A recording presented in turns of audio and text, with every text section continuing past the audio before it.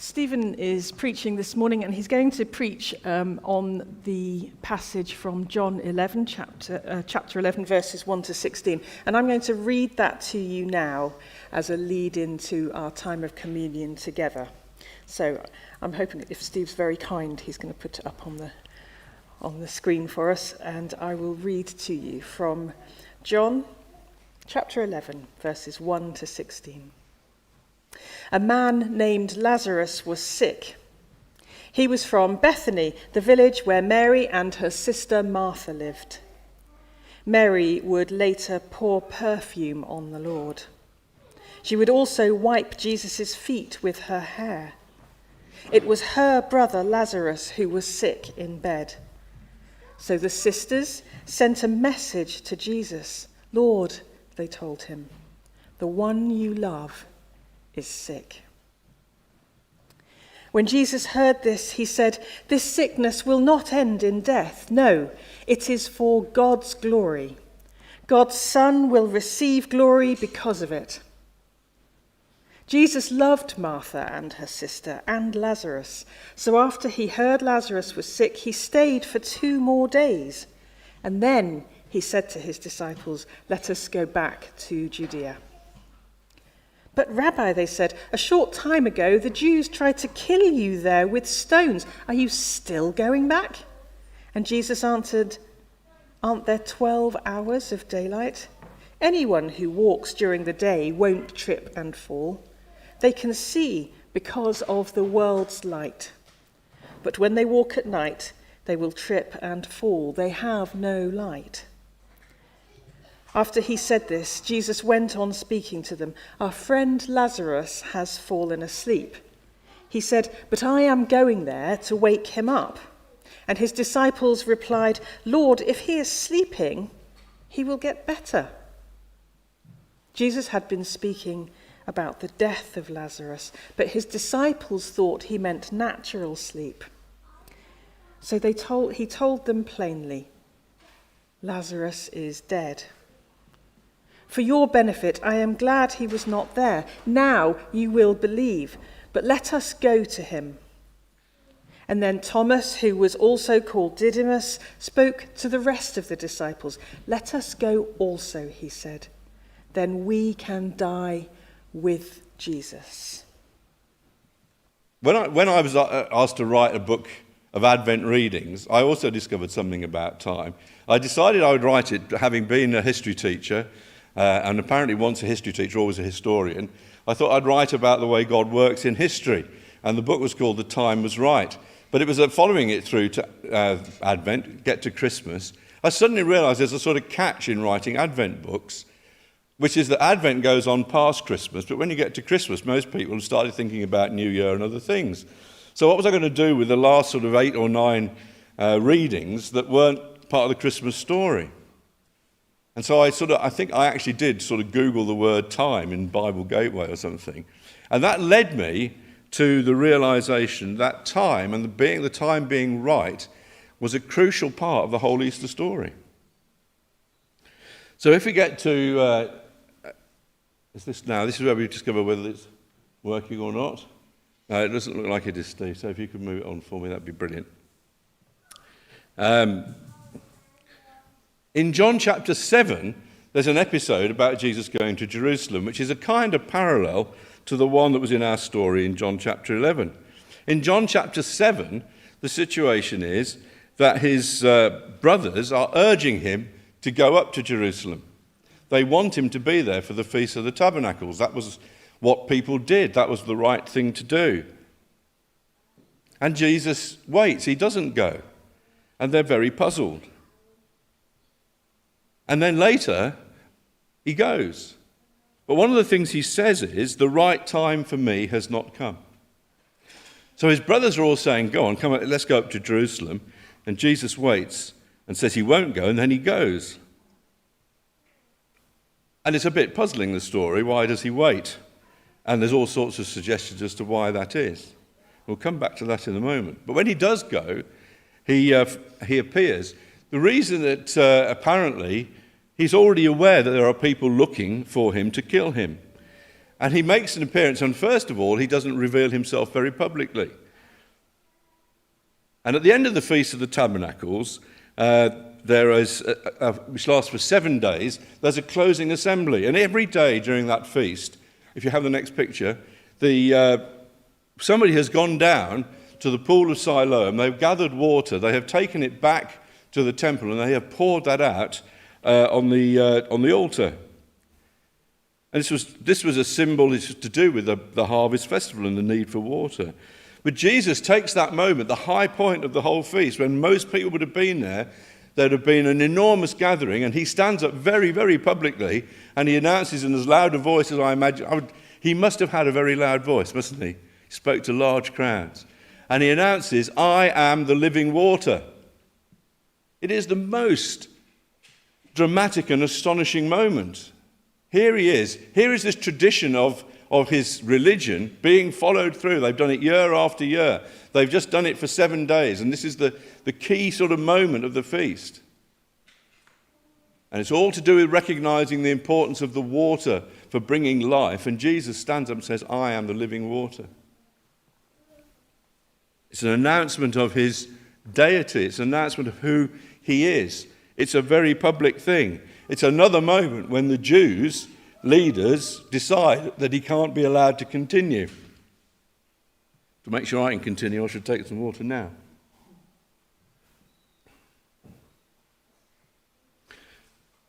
That was what happened in John chapter 7. In John chapter 11, it's a different situation. This time, the disciples are saying, don't go.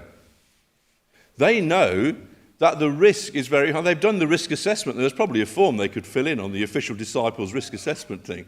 And they've done that risk assessment. And they know that if Jesus goes to Jerusalem, there is every likelihood that the people who are looking to kill him will try even harder than they have before. And the story is then given in the context of the story of Lazarus being ill. And his disciples don't want him to go, but they only don't want him to go after he's waited 2 days. Jesus waits. When Steve asked me to speak, he said I could make a comment about why Jesus waited 2 days. I'd love to make a comment on it. I can't find any explanation as to why Jesus waited 2 days, other than it seems to be in the same reason as the reason he waited and then went to Jerusalem last time. It seems to be that Jesus is not following instructions from other people about his timing.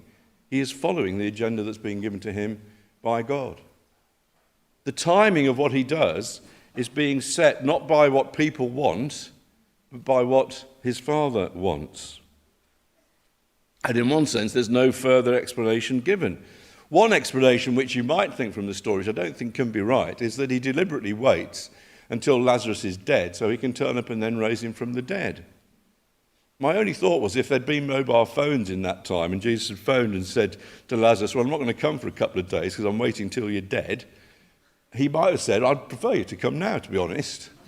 That sounds facetious. I can't see that Jesus would have had that kind of calculation. The calculation was that he would go when the time was right. And one of the results of that would be that he would arrive after Lazarus had died. And he talks about he will then reveal his glory. When he says he's about to go, the disciples then say, please don't go. They have done that risk assessment. So the first time, you have the next one, Steve, he says, my time has not yet fully come. That was in John chapter 7. But when we get to John chapter 12, the next one, he says, after the story of Lazarus is finished, he says, the time has come for the Son of Man to receive glory. Jesus had this understanding that the time was now right to move. I don't know how you are with maps. We had a whole discussion. We volunteer at Waddesdon, as you know, and they put maps to tell people how to find their way around the site. And my guess is that only about 20% of the people have any clue what the map is actually telling them, especially as they never put an arrow on it saying you are here. So you have to kind of work out for yourself where you are, and that's quite a challenge. Here's a map, which I think you can maybe just make out. One of the reasons this story gets a bit complicated is that he goes from Bethany to Bethany, because there's two Bethanies. This is John makes no comment about the fact that this. We'd all thought, it's interesting, we've gone from Bethany to Bethany, and we arrived in a different place. There were two Bethanies. But you can see the journey that Jesus is making. You can see the map clearly. Lazarus lived at Bethany, which was really close to Jerusalem, only about 2 miles away. Jesus had been relatively safe in Bethany beyond the river. That was a Bethany where people accepted him and where he wasn't at risk. If you went to the Bethany where Lazarus lived, he would only be 2 miles away from where the people were that wanted to kill him. But he leaves and the journey starts, the journey to Jerusalem. And it's a journey that is going to start with love. It starts with love in two ways. It starts with love because Jesus loved Lazarus, loved that family. He wanted to be there. And it leads to death. It led to the death of Jesus on the cross. I have no doubt that when Jesus set out to go to Lazarus, and knowing what he then planned to do, he was under no illusion this was the moment that the threats would be put into reality. But we also discover it in the story of Lazarus, and we discover it in the story that we celebrated as we took communion, that the journey that starts with love and leads to death ends in glory. That was true within the micro story of Lazarus. There was death, and then he is raised from the dead. But it's also true of the whole story of Easter that we're following through in this time of Lent.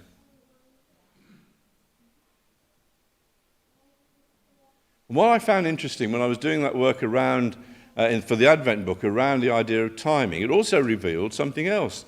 It reveals that John regularly refers to Jesus being glorified, and Jesus knowing it was the time for glory.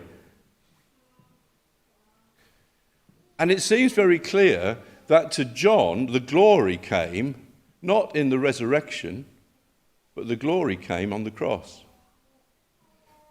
Now, I don't want to separate the two, because there's a sense in which the work of Jesus on the cross is made whole for us through his resurrection and the resurrection life that we can receive. But there is something incredibly countercultural about the way in which, for John, the greatest moment of Jesus' glory was the moment that he hung on a cross and died.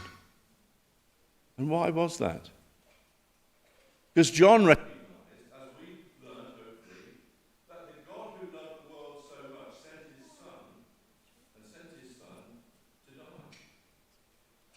And there is this kind of paradox in the whole of the Easter story, that the moment of greatest darkness, the moment when actually the whole heavens go dark when Jesus dies, is a moment of enormous glory. There's something happening, I don't know what. Michael might have gone. She might have gone. I was going to give you this one. Is that is this nature's way of saying I haven't got anything worthwhile to say? No, not at all. Not at all. Thank you for that affirmation, Not at all. Matt. That's very kind of you.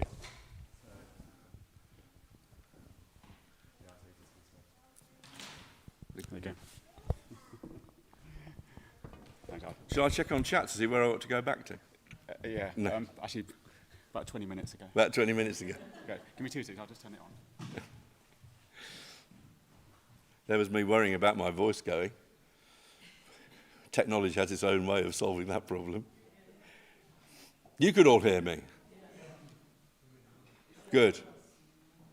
Pardon? I've got a loud voice. I had the ultimate accolade last Sunday when I was preaching. When I was working with Tiffin, I was going out preaching quite a lot of Sundays, and the commonest comment I got at the end was, we could hear every word you said. Very rarely did people say what you said was really good. Mostly they said, we could hear every word you said. And I had this awful worry that there are people in churches Sunday after Sunday who never hear anything. And suddenly I'd appear as a visitor and they'd hear. And I suppose the fact they said they could hear and didn't walk out was something positive. But anyway, that was one of the things they used to say. So where was I? I was on the idea that John, in his gospel, reveals that for Jesus, this is the moment where he is glorified is the moment when he dies on the cross. The creator of the world dying to save the world. God so loved the world that he gave his son. And we thank God, as we thank God in the communion service for the remembrance of his death for us, and we thank God for the resurrection life that comes to us because Jesus died and was raised from the dead. That's why we celebrate Easter. We're always grateful, aren't we, that it doesn't end on Good Friday, but we get to Easter Sunday. But the glory is revealed on Good Friday. And then we get to the verse about Thomas. Do you have some sort of slight feeling of sympathy for Thomas? I mean, he doesn't appear much in the story, does he? But he's now been known for thousands of years as Doubting Thomas. I mean, you know, if you wanted to have one word attached to your name after you'd gone, it wouldn't be the word doubting, wouldn't it? If you go out and say, well, not in the world because most people have never heard of him, but, you know, Thomas. Oh, Doubting Thomas. I just feel a little bit sorry for him. And when we get to this verse here, that Thomas the twin spoke to the rest of the disciples, let us go also, then we can die with Jesus. What you can't get from a written word is the tone of voice in which it's said. I wonder what tone of voice you think Thomas used. I wonder whether it was, let's go with him, then we can die with Jesus. Or was it, oh, let's go, then at least we can die with Jesus. I mean, there's just, you could read it in a whole lot of different ways. And somehow the written word is sent down to us without an indication of what Thomas's attitude really was. Except it tells us something. It tells us that whether he was looking forward to it or was supportive or just thought, well, that's better than staying here, he was prepared to go. He'd read the risk assessment and was prepared to follow. And that fits with something that Jesus said, which he said to his disciples and which he says to us, and which is constantly a challenge to us. And these are the words. Whoever wants to follow me must say no to themselves. They must pick up their cross every day and follow me. If we want to be part of the glory that Jesus has won for us on the cross, the route is the same. We have to be prepared to die to ourselves. We have to be prepared to give up the things we want for ourselves and affirm that we will follow Jesus and we'll give ourselves to him. And for some people that can be enormously challenging. We're witnessing at the moment, aren't we, in the horrors that we see on our TV screens. Some of us are being, in the midst of all of that, encouraged by the courage that many people are showing. The president who has refused to run away at this stage, who's determined to stay, to take the risk. And down through history, there have been followers of Jesus who've been prepared to take the risk and to go to places where the risk assessment was very poor. History of missionaries going to parts of Africa where most of them only survived for 3 or 4 months. And yet more came because they thought Jesus was worth following and they would follow him to that extent. Whoever wants to follow me must say no to themselves. They must pick up their cross every day and follow me. It's a hard message. It's a hard message to communicate because there is something in it which we can read and we can see that maybe the challenge is too much. We don't want a life like that. And yet there's also something which we know to be true in our innermost beings, if we've been followers of Jesus, is that when we follow, when we trust, that is the moment when we can receive the blessing from God. Do you remember Jonah? Asked to go and do something he thought was extreme for God, so he went the other way. And I was going to say his life nosedived. He actually dived very deep. It was only when he did what God wanted him to do that he saw blessing come. And the blessing came to thousands and thousands of other people. And that's part of the challenge of being a follower of Jesus. That when we do what Jesus wants for us in our life, when we follow him on the journey to Jerusalem, the blessing not only can come to us, but can come to others. If we decide that's too big a risk to follow, no blessing can follow in that decision. The New Testament revelation is that glory comes in and through the cross. The challenge comes to us every Lent as it comes this year. Are we ready to follow Jesus on the journey to Jerusalem. If we try and hang on to our life, we lose it, Jesus said. But he will help us to find it if we follow him. Let's pray together.